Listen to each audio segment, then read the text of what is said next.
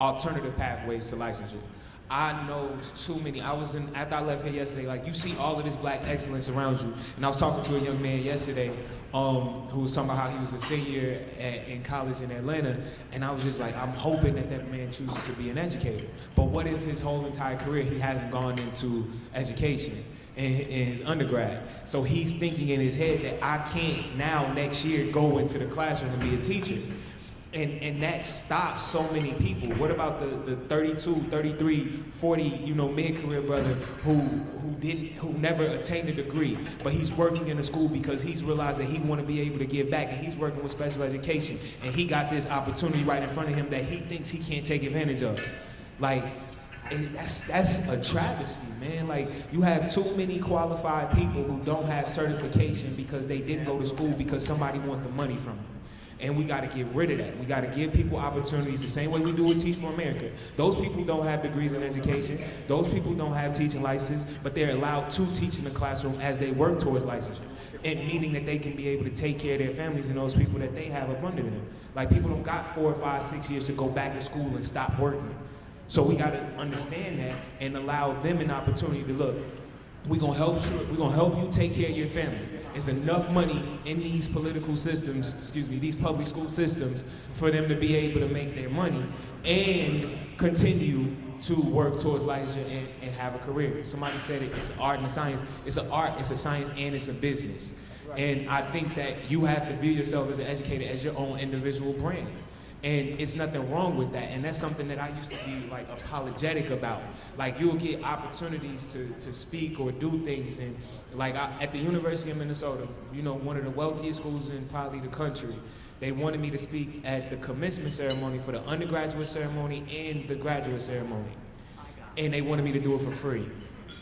And I'm thinking, I saw an email and you respond and you like, man, I'm honored, blah, blah, blah. And they're like, well, usually alum do these things for free, but we'll see what we can do. And I responded, I'm not an alum. Like they didn't give me, and I couldn't even get into that school when I graduated high school. And now y'all asking me to come and speak to y'all graduating class. Like, I'm humble, I'm honored by it, but like Hov said, man, set the price. Set the price, live your life. And our final word, Mr. Dewey? Could the school leaders in the room just raise your hand once again? I think 3 things, and if those 3 don't work or doesn't resonate with you, there's another option. I would say first, celebrate the educators that you have first. We are the best recruiters. And I think if you have in your school just even one black male teacher, celebrate him or her. Feel and understand that you do have something that's powerful, that's making an impact within the classroom and maybe even outside of the classroom. And even connecting with them, even giving them a nod throughout the hallway, even just boosting them up. That goes a long way in encouraging someone like, okay, what I'm doing is awesome. And they can spread that to other individuals to come into the field as well. The second thing is, I think for school leaders, is to understand that when your educators, when your black male educators come to you, and they are expressing that there are microaggressions going on in the teacher's lounge, that the curriculum is extremely biased, especially with minorities. When they are talking about the struggle that they deal with on a daily basis, understand that that's their truth. Understand that it is so vital to validate that what they're going through is real. And I'm sure many, if not all of us, have heard this saying that sometimes it's hell trying to get into heaven. And I think as school leaders, it's important for you to hear that from your educators. Because once you're able to hear that truth, about how hard it is to help young people get involved, help young people feel empowered for who they are.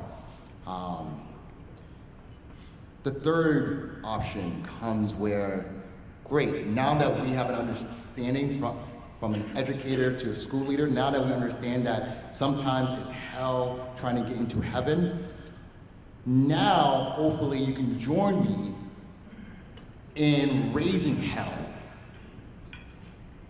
until I get through heaven.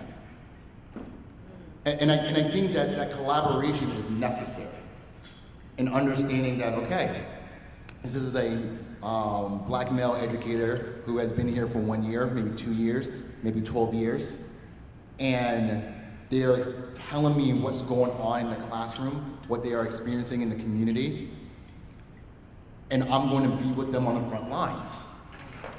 Because for many of us, the saying being woke, like for many people they like to joke and like, oh, that's cliche. But I think we can all say that we are very conscious individuals. So for those of us who have that consciousness, if we aren't being celebrated by our school leaders, if we are expressing, hey, we may need some resources, we may need an auditorium, we may need some funding, and that's denied. If we are trying to make a difference and our school leaders, our colleagues are very hesitant, then the last option that I think many of us have done in our careers is, sorry, but I'm not sorry, get out of my way. Sorry that I'm not sorry, I'm going to try to go against the system with or without your help. And I think especially as a history teacher, something that's fact is so important to know that what you're working towards is on the right side of history.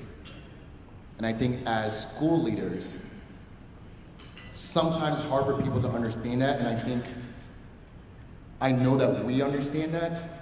And so if we're expressing, join us, trust us, at the end of the day, what do you want to be on the right side of history, not only for yourself, not only for us, but for the young people that we're leading as well.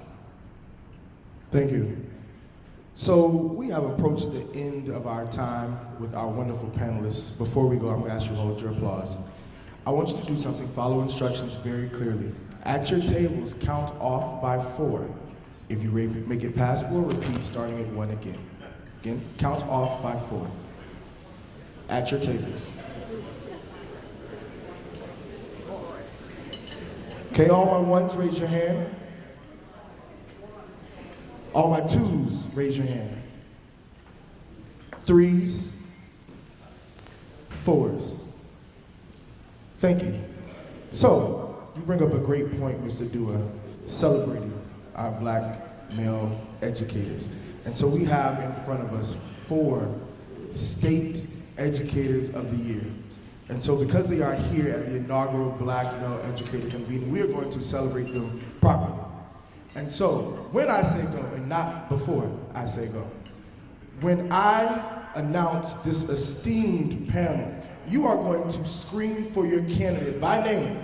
Ones, you are going to scream for Mr. Ford like he has won the championship of all championships. And I want to hear his name. I want to hear Mr. Ford, okay? 2s, you are going to scream for Mr. Bowling like he has done the most amazing thing ever, because each day he creates magic. My 3s, raise your hand. When I say go and not before I say go, you are going to scream Mr. Right. Mr. Right, Mr. Right, Mr. Right. And then finally my 4s, Mr. Dua is your ticket to the state championship, and he needs you to scream for him. So gentlemen, I'm gonna ask you to take out your phones because I want you all to remember this moment when you had a room of 500 plus people from around the country screaming your name. Oh, they left it. We'll send you the video, don't worry. Ladies and gentlemen of the inaugural National Black Male Educator Convening, I present to you the State Educators of the Year. Make some noise, go!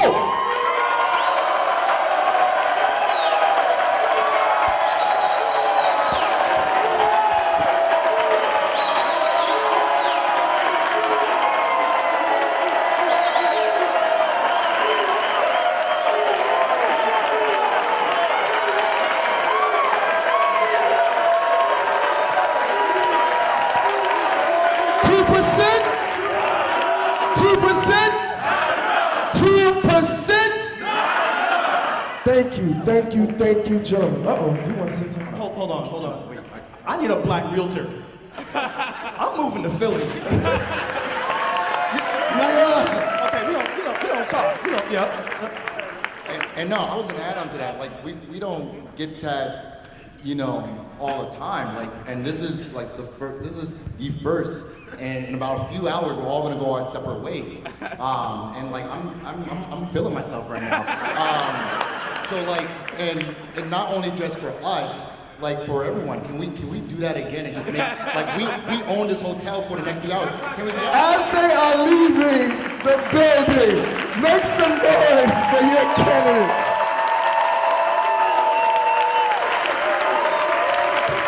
We also have with us our founder and CEO of Black Educators Rock, who would like to present them with some paraphernalia. Thank you, gentlemen. Because you guys are black male educators, but you also are black educators that rock, we would like to provide you guys with some pullovers when you're doing your little workouts. They say black educators rock as well as a bag. Right? I do.